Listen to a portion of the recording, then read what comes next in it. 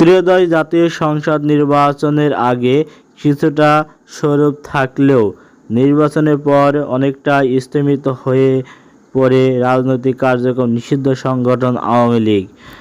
তবে স্বাধীনতা দিবসকে ঘিরে রাজধানীতে হঠাৎ ঝটিকা মিছিলের মাধ্যমে আবারও নিজেদের অস্তিত্বের জানান দেওয়ার চেষ্টা করছে দলটির কিছু নেতাকর্মী।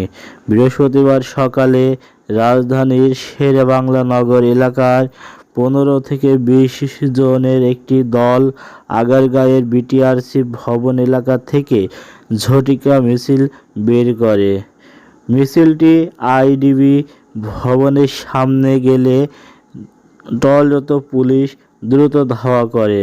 এতে ছত্রভঙ্গ হয়ে পড়ে মিছিলের অংশগ্রহণকারীরা। ঘটনাস্থল থেকে 5 জনকে আটক করে পুলিশ।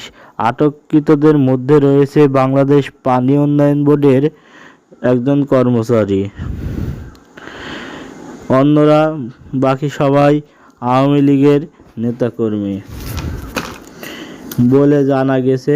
এদিকে শেরেবাংলা নগর থানার পুলিশ জানায়, খবর পাওয়ার সঙ্গে সঙ্গেই অভিযান চালিয়ে মিছিলটি ছত্রভঙ্গ করা হয় এবং জড়িতদের বিরুদ্ধে সন্ত্রাসবিরোধী আইনে মামলা দায়ের করা হয়েছে। নিষিদ্ধ সংগঠনের এমন আকস্মিক তৎপরতা রাজনৈতিক অঙ্গনে নতুন করে আলোচনা তৈরি করেছে।